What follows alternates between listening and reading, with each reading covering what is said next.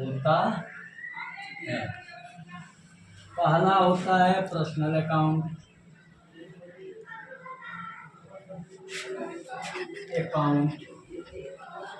दूसरा होता है रियल अकाउंट तथा तीसरा होता है नॉमिनल अकाउंट।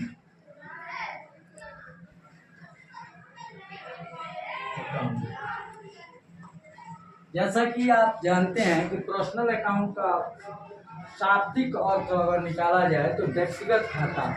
व्यक्तिगत खाता का मतलब वह खाता जिसमें व्यक्ति को पैसा दिया जाए या व्यक्ति से कोई संपत्ति या कोई चीज़ प्राप्त किया जाए, उसे हम पर्सनल अकाउंट कहते हैं। रियल अकाउंट यानी वास्तविक खाता, जो माल प्राप्त किया जाता है उसे डेबिट किया जाता है तथा जो माल अपने पास से चला जाता है उसे क्रेडिट किया जाता है। नॉमिनल अकाउंट का मतलब आय व्यय खाते से है, एक इसका दूसरा नाम भी है नामात्र का खाता। इसमें सभी जितने भी खर्चे होते हैं, व्यय होते हैं, उसको हम डेबिट करते हैं तथा जितने आय होते हैं उसको हम क्रेडिट करते हैं। ये अकाउंट का बेस है, स्तंभ है ये अकाउंट का, इसी पे पूरा अकाउंट जो है टिका हुआ है। अब जो है हम जो भी एंट्री करते हैं उसका जो है इस अकाउंट के नियम को ध्यान में रख कर करते हैं। जैसे मान लीजिए नगद माल खरीदा, नगद माल खरीदा, नकद माल क्रय किया या खरीदा 5,000 का, तो अब जो है रियल अकाउंट का नियम कहता है कि debit what come in and credit what goes out. यानी कि जब हम माल खरीदे तो मेरे पास माल आया, प्राप्त हुआ, इसका मतलब हम गुड्स को डेबिट कर सकते हैं, goods debit, goods account debit और टू कैश कर सकते हैं। लेकिन ये खरीदने की इंग्लिश लिखेंगे, परचेज अकाउंट डेबिट लिखेंगे और टू कैश लिखेंगे। इसी तरह से अगर नगद माल बेचा तो अब आने वाली रियल के हिसाब से, रियल अकाउंट के हिसाब से आने वाली वस्तु को डेबिट करते हैं और जाने वाली वस्तु को क्रेडिट करते हैं।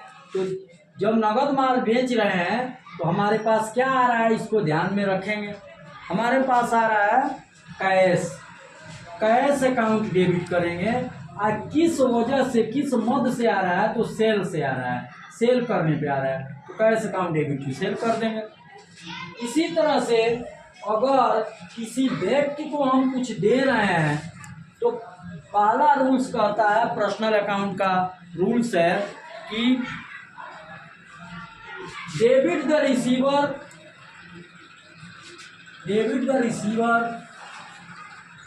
And credit the giver.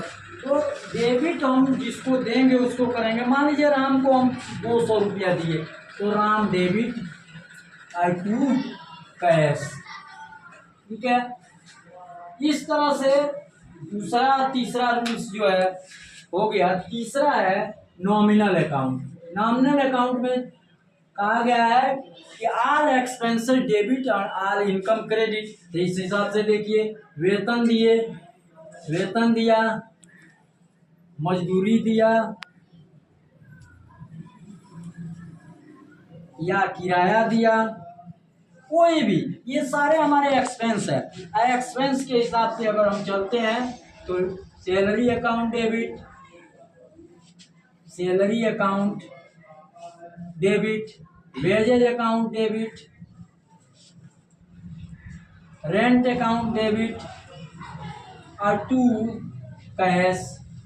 या इसको हर एक ट्रांजैक्शन को अलग अलग करेंगे तो salary account debit to cash, wages account debit to cash, rent account debit to cash, या इसको कंबाइंड एंट्री भी कर सकते हैं। एक साइड में कर दीजिए salary account debit, wages account debit, rent account debit और नीचे कर दीजिए टू कैश। इस तरह से हमारे तीनों नियम जो है फॉलो